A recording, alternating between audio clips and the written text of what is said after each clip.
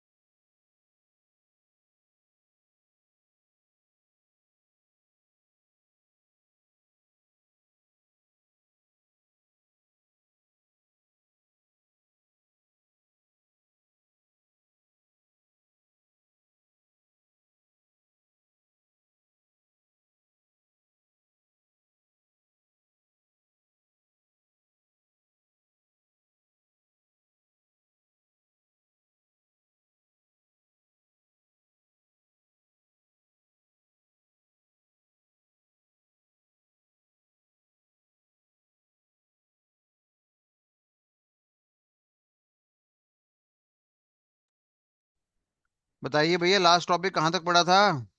नमस्ते नमस्ते हो गया चंदन जी, टॉपिक का नाम बताइए। लास्ट क्लास तक हमने कहाँ तक पढ़ा था? किसी को याद है, नहीं याद है? या सारे बच्चे भूले बैठे हैं? आकाश कुमार जी, यस क्या होता है? टॉपिक का नाम बताओ ना बेटा। Types of analysis. सिर्फ हेडिंग हेडिंग पढ़ा था मेरे ख्याल से, है ना? Thank you so much. चलिए, तो एक बार हल्का सा रिकैप करते हैं। क्लास कब तक कंटिन्यू रहेगी मेरे को खुद नहीं पता। मेरी बैक कितना रजिस्ट कर पाती है पेन, देखते हैं इसको जरा। हमने जो पढ़ाई करनी है, हमारा ये जो 1 साल का कोर्स है, इसके अंदर हमें ट्रेडिंग के बारे में इंफॉर्मेशन दी जाएगी और साथ ही साथ हमें इन्वेस्टमेंट के बारे में इंफॉर्मेशन दी जाएगी। और इन्वेस्टमेंट का मतलब हमारे पास बेटा क्या होता है? आपका लॉन्ग टर्म का होता है, लॉन्ग टर्म का हिसाब किताब होता है। 1 साल से बड़ी की बात करते हैं तो लॉन्ग टर्म की कैटेगरी आती है। ट्रेडिंग की बात करते हैं वो हमेशा शॉर्ट टर्म को रेफर करता है। शॉर्ट टर्म मेरा 5 मिनट का भी हो सकता है, 15 मिनट का भी हो सकता है। आपका इंट्रा डे भी हो सकता है, स्कैल्पिंग भी हो सकता है। आपका 1 डे वाला गेम, 1 वीक वाला गेम, 1 महीने वाला गेम, 3 महीने वाला गेम, ये जितने भी कैटेगरी होती है उसको हमने क्या नाम दिया? ट्रेडिंग का नाम यहाँ पे दिया हुआ है। और इन्वेस्टमेंट का मतलब होता है कि हमने पैसे को लगाया और हम लोगों ने अल्टीमेटली पैसा निवेश करा। सवाल यहाँ पे उठता है कि पैसा लगाने की रिक्वायरमेंट क्यों होती है? पैसा लगाने की रिक्वायरमेंट इसलिए होती है क्योंकि हमारा पड़े पड़े पैसा गल जाता है। सर पैसा गल जाता है क्या मतलब है? मान लो 1 करोड़ आपके पास पड़ा हुआ है या 10-100 लाख आपके पास पड़े, एक ही बात है मेरे ख्याल से। अब आपको पता है कि हमारे देश में क्या होता है? इन्फ्लेशन होता है। इन्फ्लेशन का मतलब हमारे पास क्या होता है? महंगाई। महंगाई की अगर मैं बात करता हूँ 5% के हिसाब से, लेटर से हम इमेजिन कर रहे हैं कि बढ़ रहा है। तो यानी अगर 1 करोड़ रुपए में कोई चीज आती है तो नेक्स्ट साल हमारे पास कितने में आएगी? नेक्स्ट साल में वो लेटर से आपकी आएगी 1 करोड़ 5 लाख में आपके पास आएगी। तो क्या नहीं, मैं यहाँ पे कह सकता हूँ कि आपका जो पैसा है वो घिस गया, वो आपका डेप्रिशिएट हो गया। 1 करोड़ की जो औकात है अब वो 95 लैक्स की हो गई है। या कहने का मतलब है कि 1 करोड़ का वही सामान हमारा 1 करोड़ 5 लाख तक का बनेगा। तो डेफिनेटली हम कहते हैं कि हम चाहते हैं कि हमारा पैसे ना घिसे। अगर आप ये सोचेंगे कि भैया मैं अपना पैसा लेटर से घर में रख देता हूँ, मान लो आपने 100 लाख रुपए अपने घर में रख दिया, 100 लाख का मतलब हमारे पास क्या होता है, 1 करोड़ हो गया है। तो अब आपको पता है पेट्रोल हमारा रेगुलरली महंगा हो रहा है, हमारा जो गैस है वो रेगुलरली महंगा हो रहा है, ये तो खाने पीने की चीजें हमारी रेगुलरली महंगी हो रही है। फिर हमारी जो औलाद है वो निकम्मा निकम्मी पैदा हुई है, उसको 25,000 रुपए का जूता चाहिए, उसको 5,000 रुपए की टी शर्ट चाहिए, उसको 10,000 रुपए की जीन्स चाहिए, उसको ये वाली बेल्ट चाहिए, उसको क्या कहते हैं स्टारबक्स में जाके 400 रुपए की कॉफी पीनी है। यानी उठ पटांग उसने सारी हरकतें करनी है, खर्चा करना है। पर क्या उस हिसाब से हमारा पैसा बढ़ेगा? हमारा पैसा नहीं बढ़ेगा, डेफिनेटली हमारा पैसा घिस जाएगा, काम खराब हो जाएगा। इसलिए इंसान को इन्वेस्टमेंट के बारे में और ट्रेडिंग के बारे में सोचना पड़ता है। जब मैं ट्रेडिंग की बात करता हूँ तो वो किसको रेफर करता है, मेरा शॉर्ट टर्म को रेफर करता है। जब मैं इन्वेस्टमेंट की बात करता हूँ वो किसको रेफर करता है, मेरा लॉन्ग टर्म की रेफर करता है। अगर मेरे को वेल्थ बनानी है, मोटा पैसा बनाना है, मोटा वेल्थ बनाना है, तो डेफिनेटली हम किसके द्वारा बनाएंगे, आपका इन्वेस्टमेंट के द्वारा ही हम आपका वेल्थ बना पाएंगे। क्लियर है बात सभी को? ठीक है जी। अब ट्रेडिंग के सर थ्रू वेल्थ नहीं बनती, बिल्कुल बनती है। एक जापानीज नाम का बंदा था जिसने बहुत मोटा पैसा बना दिया था, ट्रेडर था हमारे पास, एक उसका एग्जांपल था हमारे पास, आपको नाम पता है, मेरे को पता है। पर उसको हम आधार नहीं बना सकते। एक विराट कोहली के दम पे सारे ये नहीं कह सकते कि हम क्रिकेटर बहुत बढ़िया बनेंगे। तो ठीक है, इन्वेस्टमेंट के दम पे तो हमारा आपका वेल्थ बनता है, इसमें दो राय वाली बात नहीं है। ठीक है जी। अब हमने कहा था जो हमारा पैसा होता है, जो मनी होता है हमारा, वो दो तरीके से कमाया जा सकता है।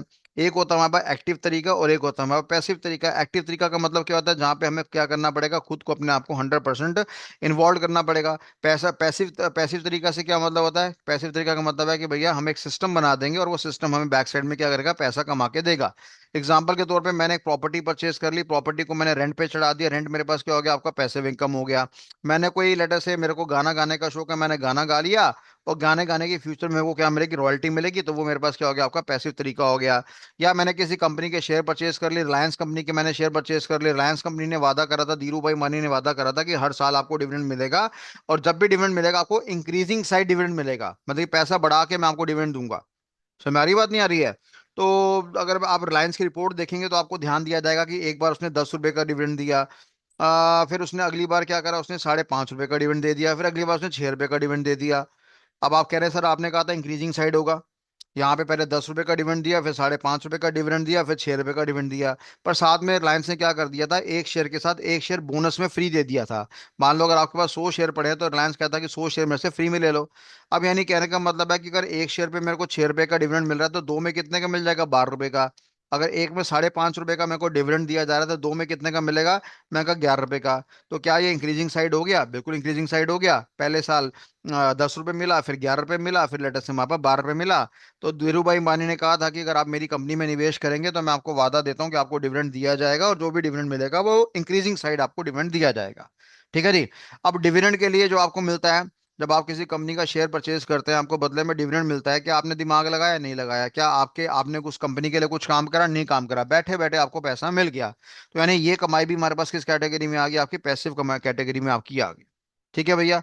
अब जब हम एक्टिव कैटेगरी की बात करते हैं तो डेफिनेटली जॉब करना एक्टिव तरीका है जी। मैं काम करूंगा, मेरी 1 लाख रुपए की तनख्वाह होगी, 8 घंटे 9 घंटे मेरे को ऐसी की तैसी करानी पड़ेगी, तब जाके मेरे पास काम होगा। अच्छा जी, हमने यहाँ पे क्या डिसाइड करा, हम बिजनेस करना स्टार्ट कर देते हैं, डिपार्टमेंटल स्टोर पर चूने की दुकान खोल लेते हैं, सुबह 9 बजे दुकान खोलेंगे, रात को 11 बजे आइसक्रीम बेच के बंद करेंगे। तो यानी अगेन मेरे को इन्वॉल्व होना पड़ रहा है, तो उसको हमने क्या नाम दिया, इन सभी कमाई को हम लोगों ने यहाँ पे एक्टिव कमाई का नाम यहाँ पे दिया हुआ है। कमाई कोई भी बुरी नहीं है, ना एक्टिव बुरी है ना पैसिव बुरी है, हमें दोनों पैसा कमाना है। एक्टिव से पैसा कमाएंगे, पैसिव में लगाएंगे, ताकि एक टाइम पर आकर हमें आराम मिल सके, हमारा स्टैंडर्ड ऑफ लिविंग आपका ऊंचा बढ़ सके। ये हमारा एक विशेष पर्पस है। यहां तक क्लियर है तो आर नाम का बटन दबा दो।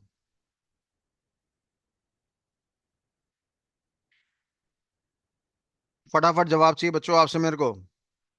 यहां तक क्लियर है तो आर नाम का बटन दबा दीजिए, मेक इट फास्ट।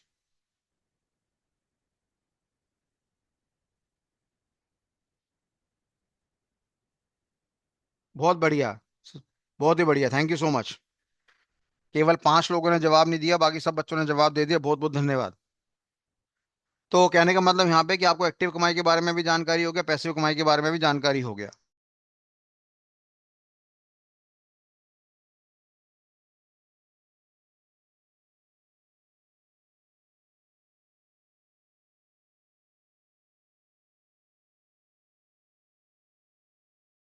एक सेकंड के लिए वेट करना जरा बेटा, एक सेकंड के लिए ब्रेक ले रहा हूँ मैं।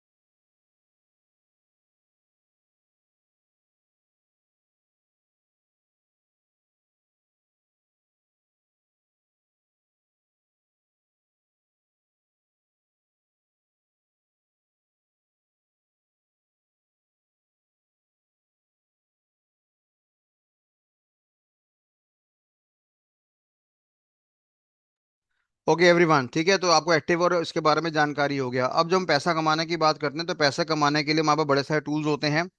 जैसे फॉर एग्जांपल हम पैसा शेयर बाजार से, स्टॉक मार्केट से पैसा कमा सकते हैं, पहली बात ये होगी हमारे पास।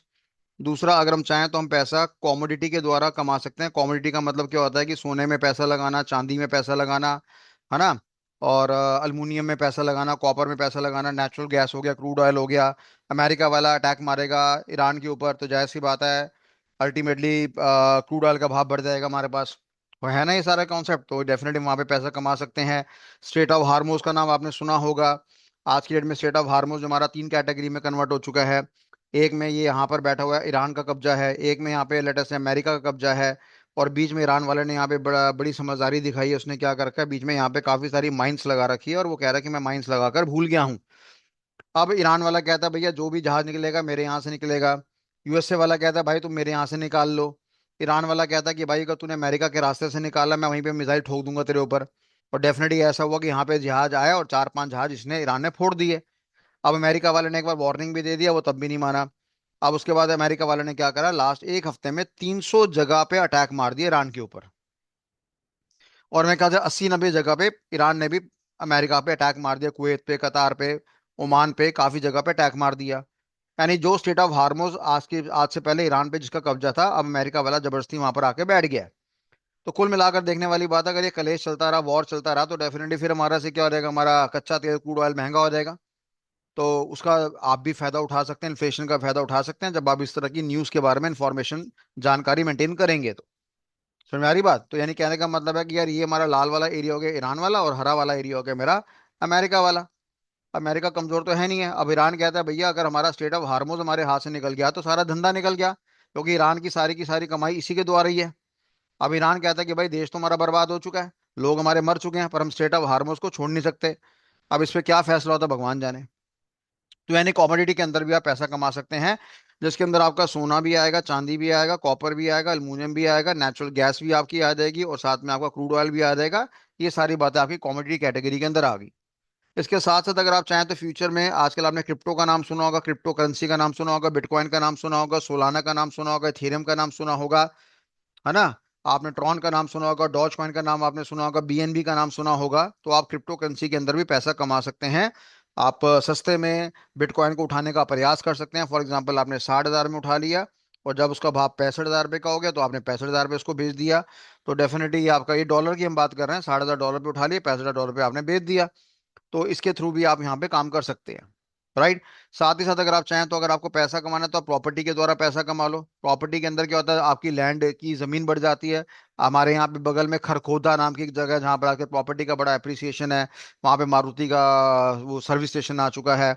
तो खरगोदा में आप क्या करिए, आप 4 एकड़ का 5,30,00,000 का एक प्लॉट ले लीजिए, और वहां पे तकरीबन आप 100 गज के प्लॉट बना दीजिए। तो अल्टीमेटली यहाँ पर आपके 50 प्लॉट बनते हैं, पर क्योंकि आपको रोड का रास्ता भी बनाना पड़ेगा तो आपके 40 या 35 प्लॉट बन जाएंगे। तो एक प्लॉट आपको 15 लाख, 15.5 लाख की कॉस्ट का पड़ जाएगा। अब आप इसको बाजार में 18 लाख का बेचो, 20 लाख का बेचो, 25 लाख का बेचो, या 35 लाख का बेचो, और अपना पैसा यहाँ से भी कमा लो। ठीक है भैया, सर हमारे पास तो 5,30,00,000 रुपए, इतना पैसा है ही नहीं है। तो ठीक है भैया, आपस में चार पांच दोस्त मिल जाओ इकट्ठे, 1-1 करोड़, 1-1 करोड़ रुपए सारे लेकर आ जाओ, उतना काम कर लो। तो नहीं सर हमारे पास इतना पैसा भी नहीं है, मेरे पास तो मात्र 50,000 रुपए है। तो आजकल तो प्रॉपर्टी के अंदर एक नया कॉन्सेप्ट है, टोकनाइजेशन। शायद आपने नाम सुना होगा, टोकनाइजेशन। जैसे आप कंपनी का शेयर परचेज करते हो, एक परचेज कर लिया, दो परचेज कर लिया, तीन परचेज कर लिया, या क्रिप्टो करेंसी का जो कीमत है, लेटर से मान लो 80 लाख या 90 लाख का या 70 लाख का है, अब आपको 70 लाख रुपए नहीं है एक बिटकॉइन को खरीदने में, तो आप 500 रुपए का बिटकॉइन खरीद लो, 1,000 रुपए का बिटकॉइन खरीद लो।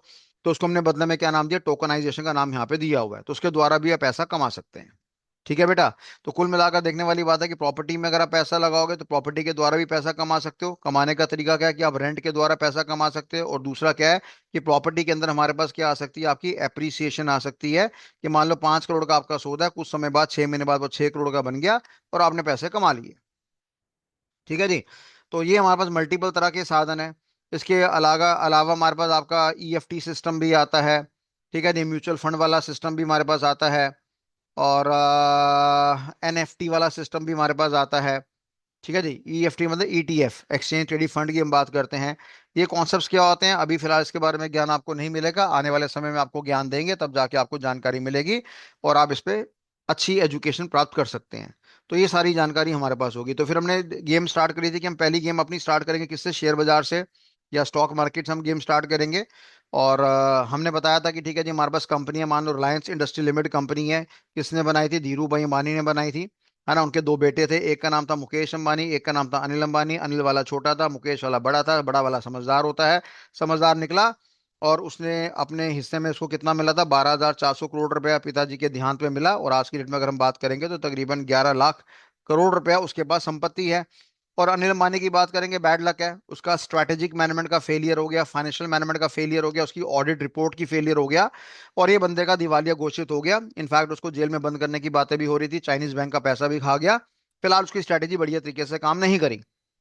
तो कुल मिला के अगर मैं रिलायंस इंडस्ट्री लिमिटेड की बात करूंगा तो हमने कहा मुकेश अंबानी भैया इस समय राजा है, इसका मालिक है। और अनिल अंबानी के बाद जितने भी प्रोजेक्ट्स थे उनका ऑलमोस्ट काफी मोटा फेलियर था। हालांकि अभी रिलायंस पावर ने दोबारा बाउंस बैक करा है। बाउंस बैक का मतलब क्या होता है? एक बंदा चढ़ा होता है, फिर वो गिर जाता है, फिर गिरने के बाद दोबारा जब उठता है तो उसको बदले में हम क्या कहते हैं बेटा? बाउंस बैक कहते हैं। तो उसने बाउंस बैक करने का प्रयास करा, और डेफिनेटली उसने थोड़ा सा उसका प्राइस में अप्रेजल लेकर आया हुआ है। पर कुल मिलाकर कहने वाली बात यह है कि आज हमारा जो रिलायंस इंडस्ट्री लिमिटेड है वो किसका किसका किसका कंपनी है? तो हमने कहा मुकेश अंबानी का कंपनी है।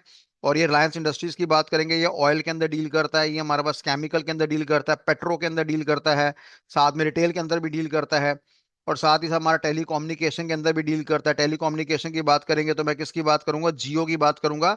और जियो इसी का ब्रांड है हमारे पास। और अगर मैं बात करूंगा तो आजकल इसने वो फंड मैनेजमेंट वाला काम भी स्टार्ट कर दिया है, और ब्लैक रॉक के साथ इसने काम स्टार्ट करा। और ब्लैक रॉक का नाम तो आपको पता ही है, एसेट मैनेजमेंट कंपनी है जिसको हम एएमसी कहते हैं, asset management company. Black rock बहुत बड़ा ब्रांड है, और ये बेसिकली कंपनियों को बर्बाद नहीं करता, ये बेसिकली देश को बर्बाद कर देता है। श्रीलंका को बर्बाद करने में, नेपाल को बर्बाद करने में, बांग्लादेश को बर्बाद करने में इसका बड़ा तगड़ा योगदान है, हाथ है। तो वो एक तरह से मुकेश अंबानी का पार्टनर बन रखा है उसके फंड मैनेजमेंट के सिस्टम के अंदर, रिलायंस फाइनेंस के नाम से जो कॉन्सेप्ट है उसका। तो उसके अंदर भी लेटर से रिलायंस वाला डील करता है।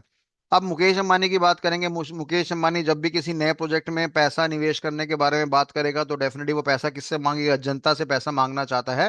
हालांकि वो पैसा बैंक से भी ले सकता है, पर बैंक से जब भी पैसा लेगा उसको बदले में क्या देना पड़ेगा? ब्याज देना पड़ेगा, इंटरेस्ट देना पड़ेगा। और बिजनेस है भैया, कभी अप है कभी डाउन है। और देखा जाए तो बिजनेस के अंदर ये कहा गया है कि तकरीबन 100 में से 91% बिजनेसमैन जो होते हैं वो आपके फेल हो जाते हैं। पर सर मुकेश अंबानी कहाँ फेल होगा? अरे रतन टाटा जी फेल हो गए, टाटा नैनो नाम की गाड़ी निकली तो फेल हो गए। और जहां तक हम अगर रिलायंस की बात करेंगे, आज गूगल से जाके पूछना, चैट जीपीटी से जाके पूछना, क्या मुकेश अंबानी अपने किसी प्रोजेक्ट में फेल हुआ है, तो आपको भर भर के लिस्ट दे देगा कि भाई इतने मल्टीपल जगह पे फेल हुआ है। तो अगर आपने बैंक से पैसा ले लिया और आपने ब्याज में पैसा ले लिया, और अगर आपने आपका धंधा नहीं चला, तो बैंक को ब्याज भी देना पड़ेगा, और बैंक का जो प्रिंसिपल अमाउंट है वो भी आपको वापस करना पड़ेगा। और नहीं तो जो भी आपने कोलैटरल रखा हुआ है, गिरवी रखा हुआ है, बैंक उसकी ऑक्शन निकाल के बेच बाच के अपने पैसे पूरे कवर कर लेगा। तो मुकेश अंबानी कहता है कि बिजनेस भैया अनसर्टन होता है, वहां पे फ्लॉप होने के चांस भी बड़े ज्यादा हाई हैं। तो डेफिनेटली उसने डिसाइड करा कि जो भी पैसा मैं लूंगा वो किससे लूंगा? आपका जनता से लूंगा। और जब वो जनता से पैसा लेगा, पब्लिक से पैसा लेगा, तो डेफिनेटली वो क्या लॉन्च करेगा? आईपीओ लॉन्च करेगा। और आईपीओ की फुल फॉर्म क्या आती है? Initial public offer. और जिन जिन बंदों को अपने कंपनी के शेयर देगा उसको बदले में हमने क्या नाम दिया? शेयर होल्डर्स का नाम यहाँ पे दिया होगा। ठीक है जी। शेयर होल्डर्स को बेनिफिट क्या मिलता है कि कल को कंपनी अगर प्रॉफिट कमाती है तो बदले में क्या मिलेगा? डिविडेंड मिलेगा। हालांकि डिविडेंड देना कंपल्शन नहीं होता, पर जो कंपनी देती है वो अच्छी कहलाती है। और दूसरी बात, शेयर होल्डर्स के शेयर्स के भाव में क्या होना है? एप्रिसिएशन होने के चांसेस हैं। जैसे प्रॉपर्टी के भाव बढ़ते हैं, ऐसे शेयर का भी भाव हमारा बढ़ सकता है, तो वहां से भी दो पैसे हमारे कमाए जा सकते हैं। ठीक है भैया। उसके बाद मैंने आपको पढ़ाया था कि जो हमारा स्टॉक मार्केट होता है उस बाजार को टेक्निकली हमने कितने भागों में तोड़ा हुआ है? दो भागों में। एक का नाम था प्राइमरी मार्केट, एक का नाम था सेकेंडरी मार्केट। प्राइमरी मार्केट की बात करेंगे वहां पे आईपीओ की बात होती है। और सेकेंडरी मार्केट की बात करेंगे तो वहां पे मल्टीपल तरह के एक्सचेंजेस थे हमारे पास, जिसमें आपका एक नेशनल स्टॉक एक्सचेंज नाम का ब्रांड था, एक बॉम्बे स्टॉक एक्सचेंज था, एक मेट्रोपॉलिटन स्टॉक एक्सचेंज था, और एक मेरे पास आपका एमसीएक्स मल्टी कॉमोडिटी एक्सचेंज हो गया। और एक मेरे पास हो गया आपका एनसीडीईएक्स, जिसका नाम क्या था? आपका नेशनल कॉमोडिटी डेरिवेटिव एक्सचेंज। ठीक है बेटा। तो मैंने आपको इन्फॉर्मेशन दिया था कि एनएससी की बात करोगे, बीएससी की बात करोगे, तो यहाँ पे शेयर का भाव, हमारा शेयर बाय करेंगे सेल करेंगे। और शेयर को बाय करना है या सेल करने के तीन तरीके होते हैं हमारे पास। एक होता है कि हम यहाँ पे डिलीवरी कर लेते हैं। डिलीवरी का मतलब क्या होता है कि मेरे को 1 लाख रुपए का शेयर चाहिए तो 1 लाख रुपए ही मेरे को लाने पड़ेंगे, तब जाके मैं डिलीवरी करूंगा। और एक होता है कि शेयर बाजार में आप क्या खेल लेंगे, फ्यूचर नाम का टॉपिक खेल लेंगे, और एक होता है मेरे पास आप यहाँ पे क्या खेल सकते हैं, ऑप्शन नाम का टॉपिक खेल सकते हैं। और ऑप्शंस की बात करूंगा तो वहां पे ऑप्शन का बाइंग वाला कॉन्सेप्ट भी होता है और वहां पे ऑप्शन का सेलिंग वाला कॉन्सेप्ट भी होता है। और उसी के अंदर ऑप्शन के अंदर हमारे पास एक और कॉन्सेप्ट होता है जिसको हम हेजिंग नाम के कॉन्सेप्ट से भी कहते हैं। तो अगर मैं कहता हूँ कि मेरे को रिलायंस कंपनी का शेयर 1 लाख का परचेज करना है और मैं घर से 1 लाख रुपए लेकर आता हूँ, तो मैं उसको डिलीवरी लेने की बात कर रहा हूँ। अब ये माल मेरा हो गया, मैं इसको 1 महीना रखूँ, 2 महीना रखूँ, 1 साल रखूँ, 10 साल रखूँ, 15 साल रखूँ, ये मेरे ऊपर है। जिसको हम डिलीवरी कहते हैं, इसको हम स्पॉट नाम से भी जानते हैं, स्पॉट, इसको स्पॉट भी कहते हैं। और फ्यूचर की बात करूंगा, ऑप्शंस की बात करूंगा, बहुत बड़ा लेक्चर है, बहुत लंबा लेक्चर है, फिलहाल घटिया भाषा में बता रहा हूँ कि जब तुम्हारी जेब में से कम पैसे हो तो आप ऑप्शन बाइंग में खेला करो, जब तुम्हारी जेब में ज्यादा पैसे हो तो आप फ्यूचर में खेला करो। बात समझ में आ रही है? तो इमेजिन कर सकते हो आप कि भैया मान लो हमें 1 लाख रुपए का पैसा लगाना है, तो अगर मैं स्पॉट की बात करूंगा तो मेरे पास 1 लाख रुपए होंगे तभी गेम बनेगी। और फ्यूचर की बात करूंगा तो मान लो आप कह सकते हैं कि 40 हजार रुपये होंगे तब गेम बनेगी। और ऑप्शंस की बात करेंगे तो मान लो 20 या 25 हजार रुपये होंगे तब गेम बनेगी। बात समझ में आ रही नहीं आ रही है? तो यानी कि अगर आपको लेस मनी है तो आप इसमें खेल लो, किसमें, ऑप्शंस में खेल लो। थोड़ा सा ज्यादा मनी है तो आप फ्यूचर में खेल लो। और पूरा ही अगर आप घर में लेके रखना चाहते हैं माल को, आप कहते हैं इसको तो मैं दबा के बैठ दूंगा भैया, और आने वाले 5 साल 10 साल में बेचूंगा, तो डेफिनेट इसको आपने क्या नाम दिया, स्पॉट का नाम यहाँ पे दे दिया। तो कुल मिलाकर देखने वाली बात यहाँ पे ये आ रही है कि भाई हमने बोला कि एनएससी जो है वो शेयर बाजार से डील करेगा, बीएसए भी शेयर बाजार से डील करेगा। एमएससी की बात करूंगा, इसको मैंने मेट्रोपॉलिटन स्टॉक एक्सचेंज का नाम दिया था। आने वाले समय में ये एक्सचेंज भी आने वाला है जिसमें ग्रो नाम की कंपनी ने पैसा लगा रखा है। और इसके बाद मैं एमसीएक्स की बात करूंगा, मल्टी कॉमोडिटी एक्सचेंज की बात करूंगा, जहां पे गोल्ड के बारे में बात होगी, सिल्वर के बारे में बात होगी, या कॉपर के बारे में, या एल्यूमिनियम के बारे में, या नेचुरल गैस के बारे में, या क्रूड ऑयल के बारे में। जहां पे इस तरह का बाय सेल करेंगे उसको हमने एमसीएक्स का नाम दिया, कॉमोडिटी का नाम दिया। और जब मैं एग्रीकल्चर प्रोडक्ट्स के साथ डील करना चाहता हूँ, एपी का मतलब यहाँ पे क्या रहा है, एग्रीकल्चर प्रोडक्ट, आपका दाल चावल चीनी हो गया, मसाले हो गए, और पल्सिस हो गया, तो अगर आप उससे डील करना चाहते हैं तो वो आपका एनसीडीएक्स नाम का एक्सचेंज है। तो कुल मिला के ये प्राइमरी वाला फैक्टर हो गया, ये मेरे पास सेकेंडरी वाला फैक्टर हो गया। और प्राइमरी के अंदर what we have the concept of initial public offer, जहां पे पब्लिक को ऑफर दिया जाएगा कि आप हमारे कंपनी में शेयर में इतना पैसा निवेश करिए। और जाहिर सी बात है कई बार उसके अंदर ओवर सब्सक्रिप्शन भी हो जाता है और कई बार अंडर भी होता है। ओवर का मतलब क्या होता है, ज्यादा लोग अप्लाई कर देते हैं, अंडर का मतलब क्या होता है, कम लोग अप्लाई करते हैं। तो कंपनी के लिए और शेयर होल्डर्स के लिए कब बेनिफिट है, जब हमेशा ओवर सब्सक्रिप्शन वाली बात देखी जाएगी। ठीक है भैया, यहां तक क्लियर है तो कंफर्मेशन दीजिए, मेक इट फास्ट। यहां तक क्लियर है तो कंफर्मेशन दीजिए, मेक इट फास्ट। एक एक शब्द मेरा दर्द से भरा है, कमर की दर्द से भरा है, इसलिए थोड़ा सा मैं चाहता हूँ आप रिस्पॉन्स करिए, ताकि मेरे को एक तरह से आपका जो रिस्पॉन्स है वो दवाई की तरह काम कर सके। बड़े अफसोस की बात है, 29 लोगों को अभी भी रिस्पॉन्स देने में मौत आ रही है। चलो ठीक है भैया। तो ये हमारे पास जानकारी होगी आपकी किसके बारे में, रिगार्डिंग आपके स्टॉक मार्केट के बारे में, जिसको हमने यहाँ पे एनालाइज करा। अब स्टॉक मार्केट की बात करेंगे तो स्टॉक मार्केट के अंदर अगर आपको पैसा लगाना है, ठीक है, लगाना भी चाहिए भाई। फॉर एग्जांपल मान लो आपके पास 1 लाख रुपए पड़ा है, आप स्टॉक मार्केट में पैसा लगा सकते हैं। आप कह रहे नहीं जी मेरे पास तो 10 हजार रुपये पड़े हैं, आप तब भी पैसा लगा सकते हैं। आपने कहा जी मेरे पास 100 रुपये पड़ा है, आप तब भी पैसा लगा सकते हैं। बात समझ में आ रही नहीं आ रही है? भाई अगर आज आपको मान लो 14 रुपए का शेयर खरीदना है आइडिया का, तो आप 14 रुपए लेके आ जाओ ना, एक शेयर खरीद के बैठ जाओ, खत्म कहानी बात। आप आइडिया कंपनी के मालिक बन जाओगे, कल को आपकी शादी का रिश्ता आएगा तो आप बोलना हाँ मैं आइडिया कंपनी का मालिक हूँ, मेरा तो टेली कम्युनिकेशन वाला धंधा है। लड़की वाले पूछेंगे बेटा कितने शेयर खरीद रखे हैं, आपने कहा एक, और वो पूछेंगे कितनी कीमत की, आपने कहा 14 रुपए, फिर 14 टांगे लगेंगे आपको। तो कहने का मतलब यहाँ पे यह है कि भाई आप अगर 1 लाख रुपए लेके बैठे हैं, आप तब भी स्टॉक मार्केट में पैसा लगा सकते हैं।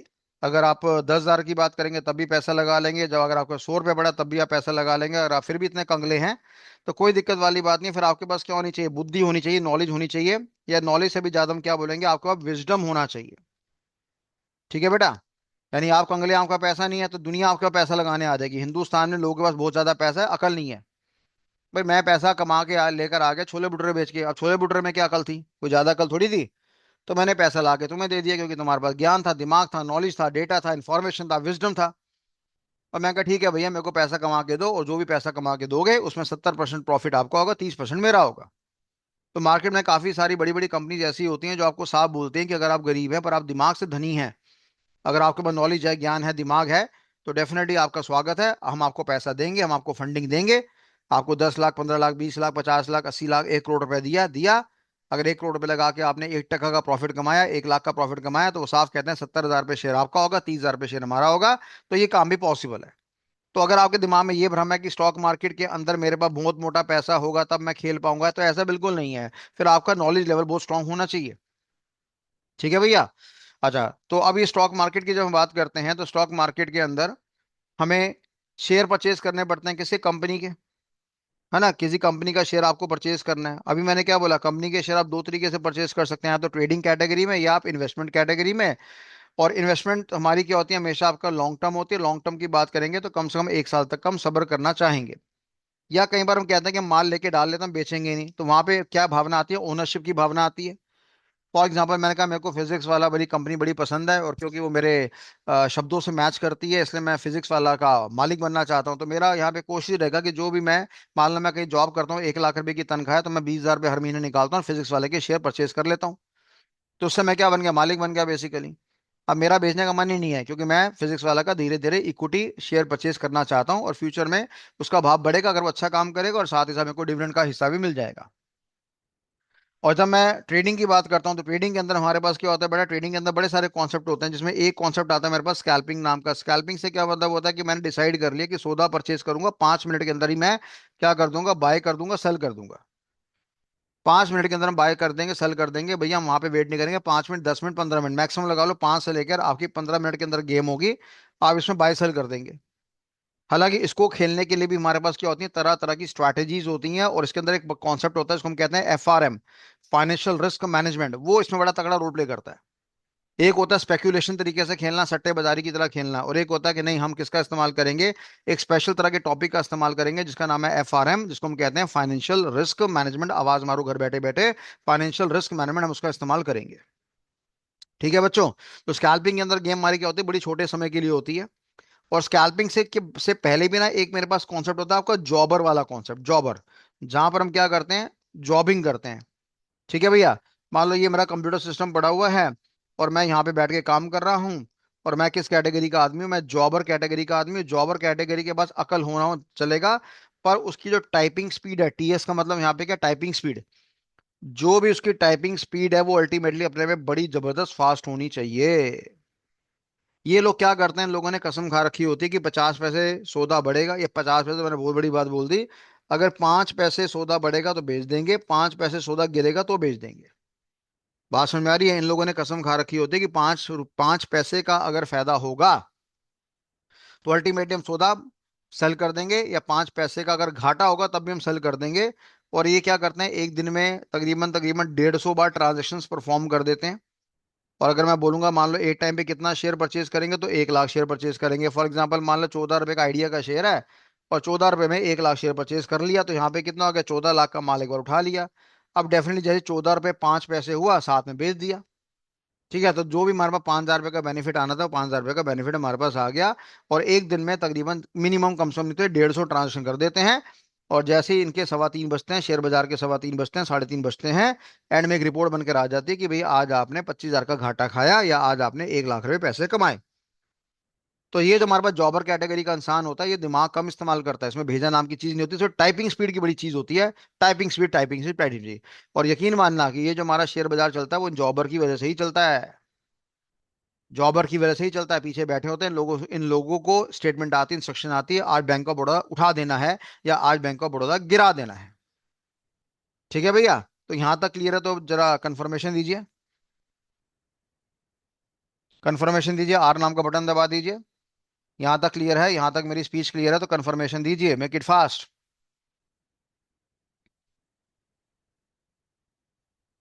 ठीक है भैया। स्कैल्पिंग हमारे पास एक कैटेगरी आ गया, जॉबर हमारे पास दूसरी कैटेगरी आ गया, तीसरा मेरे पास क्या आ गया, आपका इंट्राडे वाला कैटेगरी आ गया। इंट्राडे से मेरे क्या मतलब है, with in a same day में काम करना पड़ेगा। अगर मैं स्टॉक मार्केट की बात करूंगा, स्टॉक मार्केट के बाजार की बात करूंगा, तो ये बाजार हमारा सुबह 9:15 बजे खुलता है, और शाम को 3:30 बजे हमारा, दोपहर को 3:30 बजे हमारा ये बंद हो जाता है। तो इंटरडे का मतलब यहाँ पे क्या कि मान लो आपने 10 बजे माल उठाया, अब आप 10 बजे उठाया, तो आप कभी भी बेच सकते हो, 1 बजे, 2 बजे, 3 बजे, यानी 3:15 से पहले आपको बेचना पड़ेगा, माल बेचना पड़ेगा। ये कंडीशन है इंट्राडे के अंदर। ठीक है। इसके अंदर बेनिफिट क्या मिलता है, इसके अंदर आपको लीवरेज मिल जाता है। जब आप इंट्राडे में खेलने की बात करते हैं, तो आपको बदले में क्या मिल जाता है, लीवरेज मिल जाता है। अब लीवरेज से क्या मतलब है, फॉर एग्जांपल मैंने कहा जी मेरे पास 1 लाख रुपए पड़ा है खेलने के लिए, तो मैंने यहाँ पे क्या करा, 5x का माल उठा लिया। 5x का माल क्या हो गया कि जो मैंने शेयर उठाए वो कितने के उठा लिए, 5 लाख रुपए के उठा लिए। या मान लो मेरे पास 10 हजार रुपए थे, 1 लाख रुपए तो बहुत बड़ा अमाउंट हो गया, मेरे पास 10 हजार थे, तो मैंने क्या करा, 50 हजार रुपए का माल उठा लिया। बात समझ में आ रही है नहीं आ रही है? अब मान लो 50 हजार का मैंने यहाँ पे माल उठा लिया, उस दिन हमारा क्या हुआ कि हमारा जो शेयर बाजार में 3% शेयर हमारा अप हो गया। तो 3% शेयर अप होने का मतलब यहाँ पे क्या है कि भाई हमारे पास कितना हो गया, 1% कितना होगा, 500। और 3% कितना हो जाएगा बेटा हमारे पास, मल्टीप्लाई बाय 3 करूंगा तो 1500 रुपये मेरा प्रॉफिट हो गया। मैंने दिहाड़ी कमा ली कितने रुपए की, 1500 रुपये की। और सोचने वाली बात है कि मैं घर से कितना पैसा लेकर आया था, मात्र 5 हजार रुपये। 5 हजार रुपये लगा के मैंने 1500 कमा लिए। ठीक है बेटा, मैंने क्या करा, 5 हजार रुपये मैंने 1500 रुपये कमा लिए, और मैं घर से कितने पैसे लाया था, 5 हजार रुपये। तो डेफिनेटली यहाँ पे अपना मोटा मोटा मैंने यहाँ पे 30% प्रॉफिट कमा लिया एक दिन के अंदर। बात समझ में आ रही नहीं आ रही है? आपने 30% कैसे कमा लिया? अरे सीधी सी बात है भैया, मैं घर से कितने लेकर आया था, 5 हजार रुपये लेकर आया था, मैंने कितना प्रॉफिट कमा लिया, 1500 रुपये कमा लिया। तो अगर मैं इसको कैलकुलेट करूंगा तो क्या आएगा, 30% का आंसर आ जाएगा मेरे पास। तो 30% ब्याज मैंने एक दिन में ही कमा लिया। मजा आ गया ना? अगर मैं एफडी की बात करूंगा, फिक्स डिपॉजिट की बात करूंगा, तो फिक्स डिपॉजिट कितना मिलेगा, 7.2% मिलेगा, टैक्स कटेगा वो अलग। 30% के हिसाब से अगर मैं टैक्स की बात करूंगा तो मैंने बोला 2.15% हमारा टैक्स कट जाएगा। तो कुल मिला के कहने का मतलब मैं बोलूंगा या 4.9% मेरे पास पैसा आ गया। मान लो 5% कमा लिया। 5% मैं एफडी में कमाता हूँ पूरे साल का, फिक्स डिपॉजिट में 5% मैं कमाता हूँ, फिक्स डिपॉजिट में 5% कमाता हूँ पूरे साल का। पर एनम की बात करूंगा, और अभी हमने यहाँ पे क्या करा, अभी हमने इंट्राडे खेला, जहाँ पे हमने महसूस करा कि हमने 1500 रुपये कमा लिया, 5 हजार रुपये हमने लगाए थे। और जब मैंने परसेंटेज निकालने का प्रयास करा, 1 2 3 1 2 3, तो 150 डिवाइडेड बाय 5 हो गया, तो यहाँ पे कितना आ गया, 30% का मेरा प्रॉफिट आ गया। कमाल हो गया सर ये तो। एफडी में पूरे साल में 5% कमाएंगे, और यहाँ पे आपने एक ही दिन में 30% यहाँ पे कमा के दे दिया। अब यहाँ पे सोचने वाली बात है, क्या सोचने वाली बात है, क्या रिलायंस इंडस्ट्री लिमिटेड एक दिन के अंदर, 1 डे के अंदर क्या बहुत बड़ा करिश्मा कर सकती है? नहीं सर, कैसी बातें करते हो? धंधा करने के लिए 6 महीने, 12 महीने। और बनिया लोग तो कहते हैं कि कम से कम आपको 1 हजार दिन तो वेट करना पड़ेगा। मारवाड़ी कहता है कि कम से कम 1 हजार दिन तो आपको वेट करना पड़ेगा, तब जाके धंधा बंद करना चाहिए। आई बात समझ में? तो यानी कहीं ना कहीं अगर मैं इंट्राडे की बात करूंगा तो वहां पे स्पेक्यूलेशन वाली बात आ रही है। स्पेक्यूलेशन का मतलब क्या है, जुआ खेलने वाली हरकत आ रही है। क्योंकि आप जो पैसा लगा रहे हैं वहां पे कंपनी की परफॉर्मेंस में नहीं लगा रहे हैं, आप जो भी पैसा लगा रहे हैं वो किस पे लगा रहे हैं, डिमांड एंड सप्लाई पे खेलने का प्रयास कर रहे हैं। आपको लग रहा है कि भैया आज हमारे पास क्या हो गया, डिमांड बढ़ गया, आज हमारे पास सप्लाई बढ़ गया, आज हमारे पास ये हो गया, तो डेफिनेटली आपका प्राइस बढ़ेगा। एग्जाम्पल के तौर पे मैं कहता हूँ कि आज की डेट में रिलायंस इंडस्ट्री के शेयर का जो डिमांड है वो बहुत ज्यादा है। वो बहुत ज्यादा है, अगर वो ज्यादा है तो जाहिर सी बात है आज प्राइस बढ़ने की संभावना हमारे पास ज्यादा रहेगी। और मैंने बोला कि आर रिलायंस इंडस्ट्री लिमिटेड की बात करते हैं, मैक्सिमम लोग यहाँ पे माल बेचना चाहते हैं, यानी सप्लाई ज्यादा है, तो जाहिर सी बात है आज मेरी कंपनी का प्राइस का जो भाव है वो आपका गिर जाएगा। है ना? पीछे हमने कहा कि भाई रिलायंस कंपनी का शेयर था 1307 रुपये का, वो फिर हमारा 1270 रुपये का भी आ गया था, 1259 रुपीज का भी आ गया था। और जैसे ही 1259 रुपीज का आया तो लोगों ने यहाँ से परचेज करना स्टार्ट कर दिया दोबारा से। तो यानी हम वहाँ पे क्या खेल रहे हैं, डिमांड एंड सप्लाई वाली बातें खेल रहे हैं, वहां पे हम कंपनी की परफॉर्मेंस के ऊपर बात यहाँ पे डिस्कस नहीं कर रहे, जिसको बदले में हमने क्या नाम दिया, इंट्राडे का नाम यहाँ पे दिया हुआ है। क्लियर है बात सभी को? ऐसे ही मेरे पास एक और ट्रेड आता है, इसको बदले में हमने क्या नाम दिया, स्विंग ट्रेड का नाम यहाँ पे दिया। स्विंग की बात करेंगे तो वहां पे 1 महीने की बात आएगी, 3 महीने की बात आएगी। मैं माल रोक के रखूंगा 1 महीने तक, मैं माल रोक के रखूंगा 3 महीने तक, और जब मेरा स्विंग आएगा तब मैं माल को बेच दूंगा। और स्विंग का मतलब क्या है कि मेरा बाजार गिर रहा था, गिर रहा था, गिर रहा था, यहाँ से स्विंग आ गया, ये स्विंग हो गया ना मेरा, कि गिरता गिरता बाजार मेरा बढ़ गया। ये मेरे पास क्या हो गया, स्विंग हो गया। अब डेफिनेटली ये स्विंग एकदम से नहीं आता। आपका बाजार यहाँ पे गिर रहा था, ये बाजार मेरे पास क्या, डाउनफॉल है, डाउनफॉल है, डाउनफॉल है, डाउनफॉल है, फिर यहाँ चढ़ना स्टार्ट हो गया, तो ये मेरे पास क्या हो गया, स्विंग हो गया। तो स्विंग का समय की बात करूंगा, 1 या 3 महीने की बात यहाँ पर आ रही है, उसको हमने स्विंग का दर्जा यहाँ पे दे दिया। क्लियर है बात सभी को? इसके बाद मैंने आपको बताया कि भाई हमारे पास शेयर की बात करेंगे तो वहां पे फ्यूचर वाला कॉन्सेप्ट है, बहुत लंबा कॉन्सेप्ट है, समय लगेगा समझाने में। वहां पे जब हम शेयर बाजार की बात करते हैं तो वहां पे ऑप्शन वाला कॉन्सेप्ट आता है। ऑप्शन के अंदर हमारे पास ऑप्शन का बाइंग वाला मुद्दा आता है, ऑप्शन का सेलिंग वाला मुद्दा आता है, और ऑप्शन का हेजिंग वाला मुद्दा आता है। ठीक है जी? अगर मैं ऑप्शन बाइंग की बात करूंगा, यहाँ पे लॉस होने के चांसेस ज्यादा हैं। ऑप्शन सेलिंग की बात करूंगा, यहाँ पे लोग पैसा कमा लेते हैं। हेजिंग तो भैया सबसे फेवरेट होता है, यही तो समझ लो अमृत का स्वर्ग है। अगर हेजिंग करने की तमीज आपको आपको आ गई तो फिर आप घाटा नहीं खाएंगे, या घाटा खाएंगे तो बड़ा कम खाएंगे, अपने आप को सस्ते घाटे से बचा पाएंगे। ठीक है भैया, तो यहां तक क्लियर है, तो आर नाम का बटन दबाइए, make it fast. Is it clear to everyone?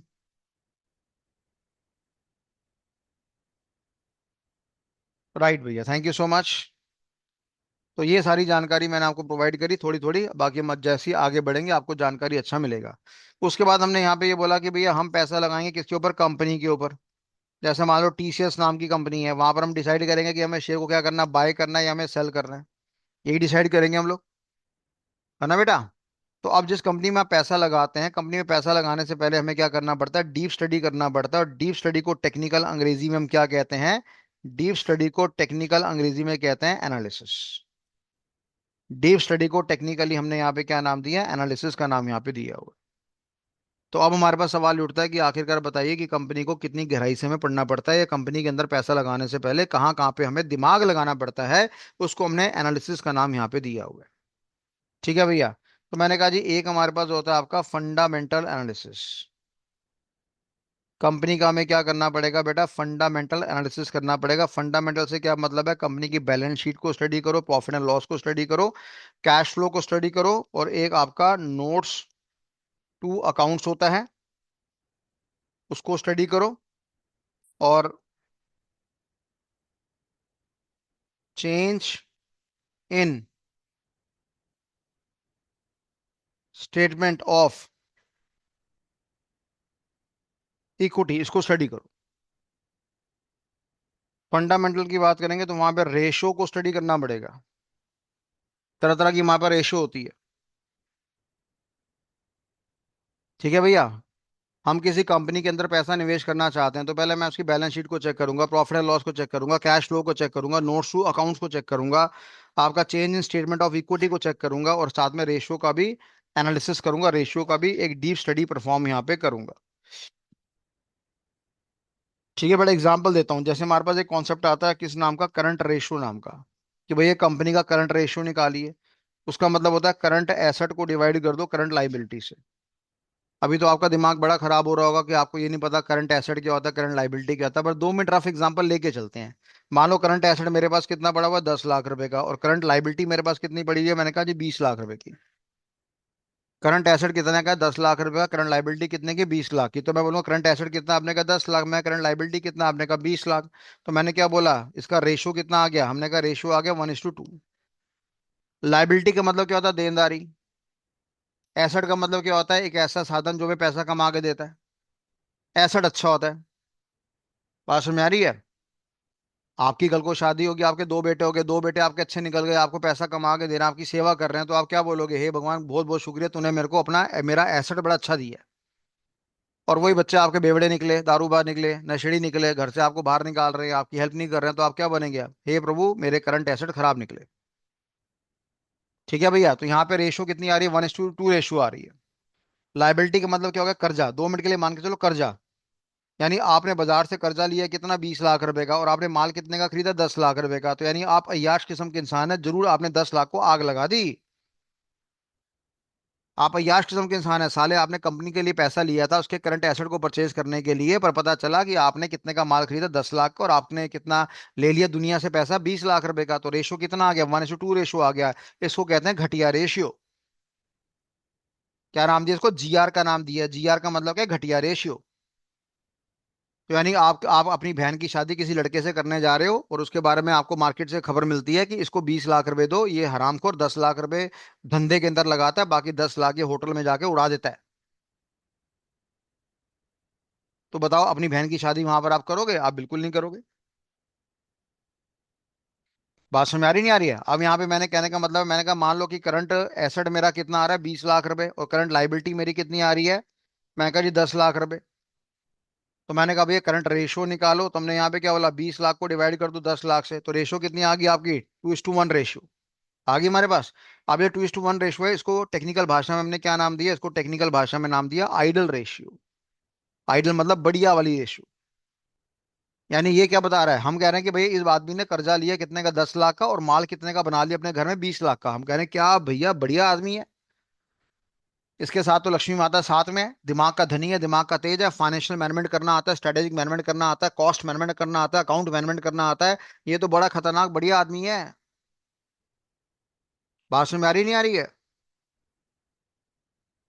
तो यानी ये हमारे पास क्या रेशो है, रेशो हमारे पास बड़ी सारी होती है, बड़ा 25-30 रेशो होती है, हमारे पास 50 रेशो होती हैं। तो जिस कंपनी में आपने पैसा लगाना होता है तो वहां पे आप रेशो देखते हैं। तो अगर वो रेशो पॉजिटिव साइड आ रही है तो आप कंपनी में पैसा लगाएंगे, अगर नेगेटिव साइड आ रही है तो कंपनी में पैसा नहीं लगाएंगे। छोटी सी बात है। क्लियर है बात सभी को? तो कुछ आइडिया लगा हल्का से आपको, कंफर्मेशन दीजिए। कुछ आइडिया लगा आपको कि जब हम फंडामेंटल को स्टडी करेंगे तो कंपनी के फंडामेंटल को स्टडी करेंगे, कंपनी के फंडामेंटल की औकात के बारे में जानकारी, बैलेंस शीट को पढ़ के, प्रॉफिट एंड लॉस अकाउंट को पढ़ के, कैश फ्लो को पढ़ के, नोट्स टू अकाउंट्स को पढ़ के, और change in statement of equity को पढ़ के हम यहाँ पे स्टडी करेंगे, साथ में रेशो को भी स्टडी करेंगे। ये कोई मजाक नहीं, इसमें समय लगाना पड़ेगा। और जितने बड़े बड़े म्यूचुअल फंड वाले कंपनी हैं वो सारे के सारे फंडामेंटल पे ही काम करते हैं। जितना भी चार्टर्ड अकाउंटेंट होता है वो सारा का सारा फंडामेंटल पे ही काम करता है। जितना भी चार्टर्ड फाइनेंशियल एनालिस्ट होता है, सीएफए नाम का आदमी होता है, आपने नाम सुना होगा। आपने सीए का नाम सुना होगा, आपने कंपनी सेक्रेटरी का नाम सुना होगा, आपने सीएमए का नाम सुना होगा, आपने सीएफए का नाम सुना होगा। ऐसी कुछ बढ़िया कैटेगरी के लोग होते हैं, एमबीए फाइनेंस कैटेगरी के लोग होते हैं। ये हमेशा फंडामेंटल एनालिसिस पे ध्यान देते हैं। चार्टर्ड अकाउंटेंट बनने का मतलब पता है, 4 साल 5 साल आपको लग जाते हैं। अगर आप फेल ना हो तो, अगर आप फेल हो गए तो पता नहीं 7 साल 8 साल 10 साल भी लग जाते हैं। तो भाई साहब ये आदमी जो है ना कंपनी के फंडामेंटल को स्टडी करने की औकात रखते हैं। क्लियर है बात सभी को? तो ये हमारे पास जानकारी थी फंडामेंटल के बारे में। बाकी फंडामेंटल बड़ी खतरनाक चीज है, बैलेंस शीट में क्या क्या देखना होता है, कैसे चालाकी पकड़नी होती है, वो सारी बातें आपको बताई जाएगी। एसेट क्या होता है, करंट एसेट क्या होता है, फिक्स एसेट क्या होता है, रिजर्व्स क्या होते हैं, सरप्लस क्या होता है, शेयर कैपिटल क्या होता है, इक्विटी शेयर कैपिटल क्या होता है, प्रेफरेंस शेयर कैपिटल क्या होता है, लाइबिलिटीज क्या होती है, देनदारी क्या होता है, बिल्स पेबल क्या होता है, बिल्स रिसीवेबल क्या होता है, ये काउंटिंग टर्म आपको बताएंगे, धीरे धीरे आपको समझाएंगे। तो यहाँ तक क्लियर है तो आर नाम का बटन दबा दो भैया फटाफट, मेक इट फास्ट।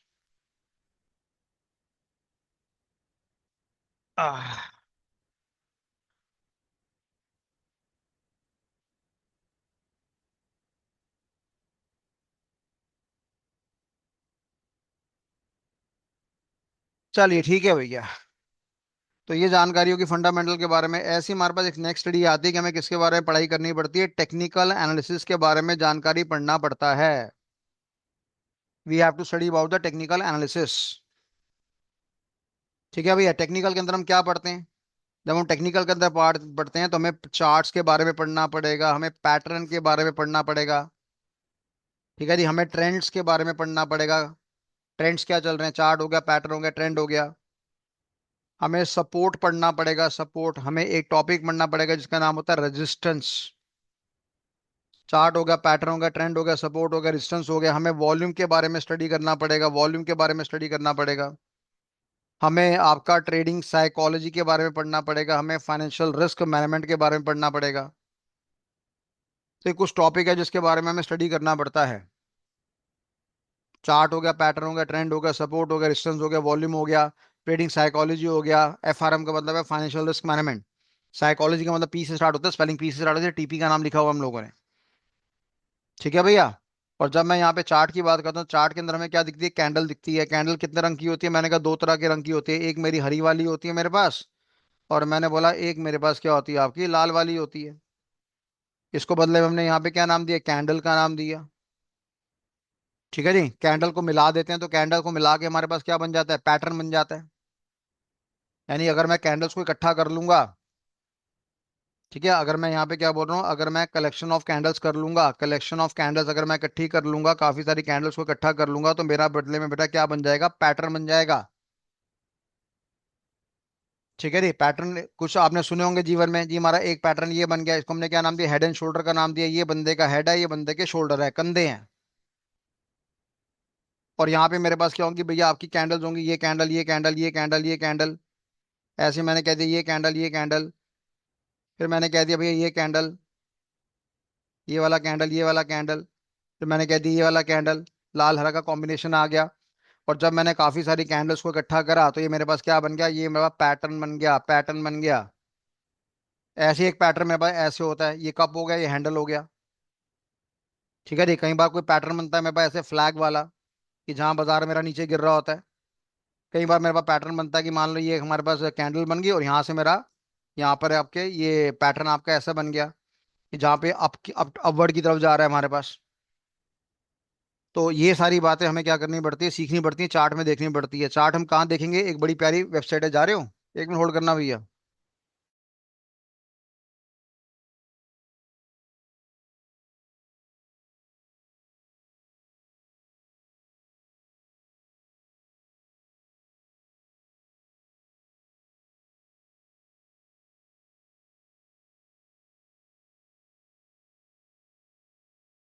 तो भैया इसके लिए हमें क्या करना पड़ेगा, स्पेशल तरह की वेबसाइट को देखना पड़ेगा। स्पेशल तरह की वेबसाइट को हमने यहाँ पे क्या नाम दिया, ट्रेडिंग व्यू का नाम यहाँ पे दिया हुआ है। ठीक है, आप लोगों को ट्रेडिंग व्यू का नाम देखा है? सीधा आप यहाँ पे क्रोम में जाना, क्रोम खोलना, अपना अकाउंट खोलना। ठीक है ब्रो। और यहाँ पे जाकर आप ट्रेडिंग, TRADING व्यू.com, ये नाम आपको याद होना चाहिए। ट्रेडिंग व्यू नाम का आपने खोल लिया, यहाँ पे तीन डंडे हैं, यहाँ पे क्लिक करो, प्रोडक्ट्स में जाओ, सुपर चार्ट्स में जाओ। ठीक है जी, आपका यहाँ पे चार्ट खुल जाएगा, देखो यहाँ पे चार्ट खुल गया आपका। ठीक है, बीच में लाल लाल लाइनें आ रही हैं, वो हम हटा देंगे, उसको हम सेशन कहते हैं वैसे। तो ये मेरे पास क्या हो गया, आपका ये ट्रेडिंग व्यू हो गया। ठीक है भैया, ट्रेडिंग व्यू होगा, ये देख रहे हो आप, लाल रंग की, हरे रंग की। ये लाल रंग हरा रंग हमारे पास क्या कैंडल्स है हमारे पास। ठीक है ब्रो। ये जो लाल रंग है हरे रंग है, ये हमारे पास क्या कैंडल है। तो ये हमने यहाँ पे एक ट्रेडिंग व्यू नाम की वेबसाइट खोल दी। यहाँ पे कंपनी का नाम डालेंगे, जिस कंपनी का नाम डालेंगे उसका यहाँ पे चार्ट दिख जाएगा हमें। राइट एवरीवन, क्लियर है? तो आर नाम का बटन दबाइए, मेक इट फास्ट।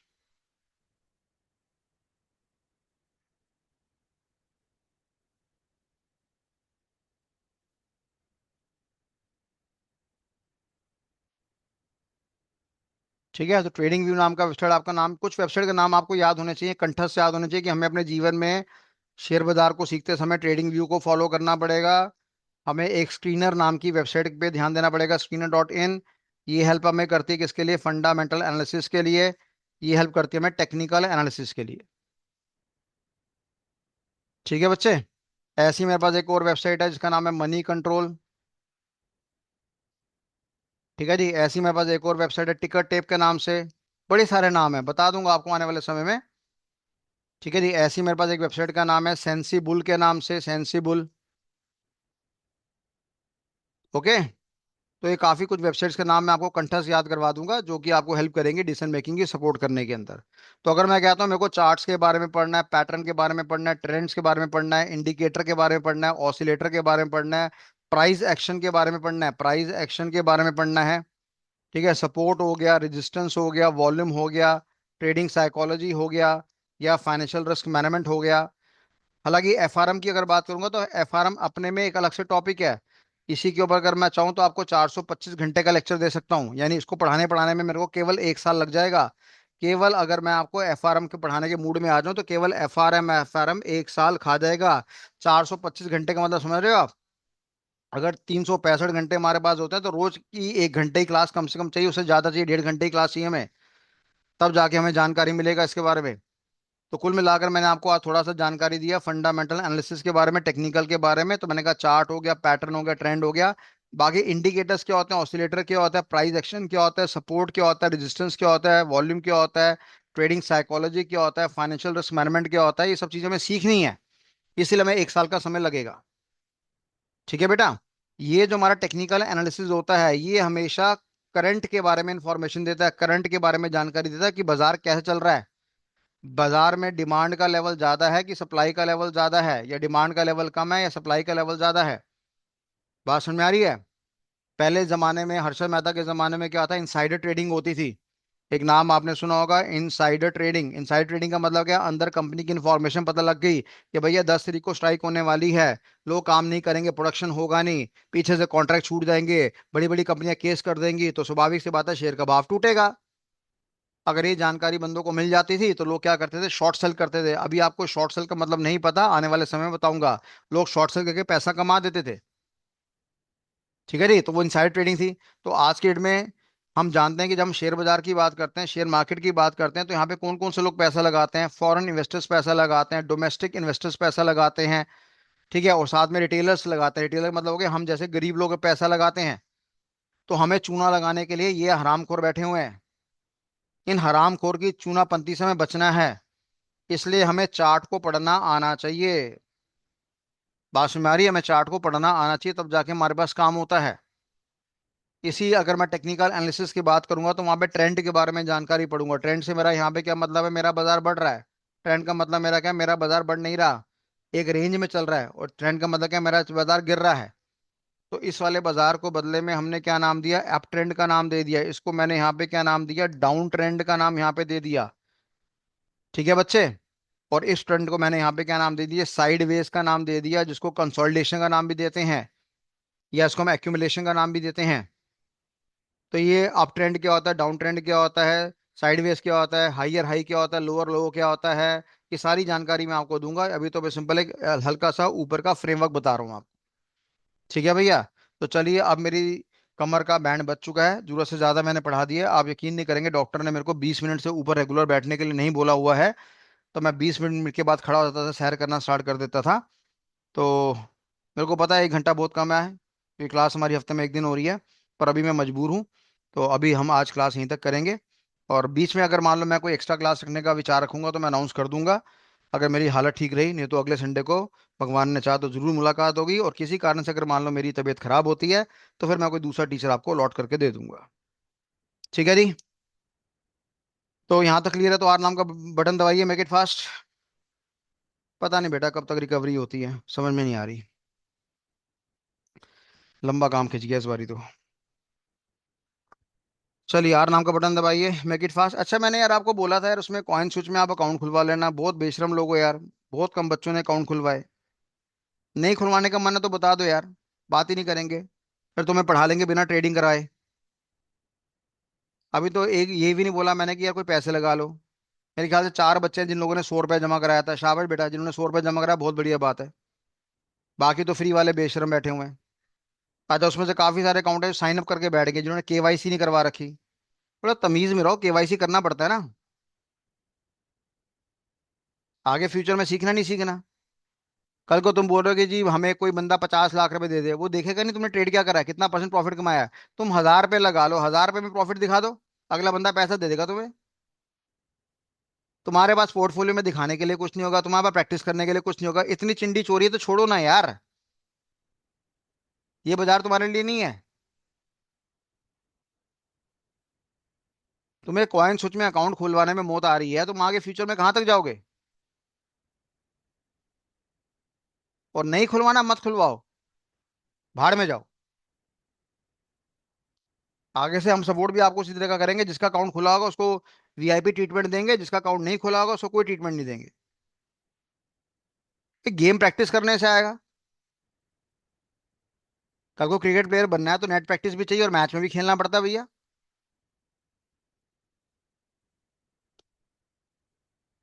चलो जी, thank you so much, bye bye, good night, see you.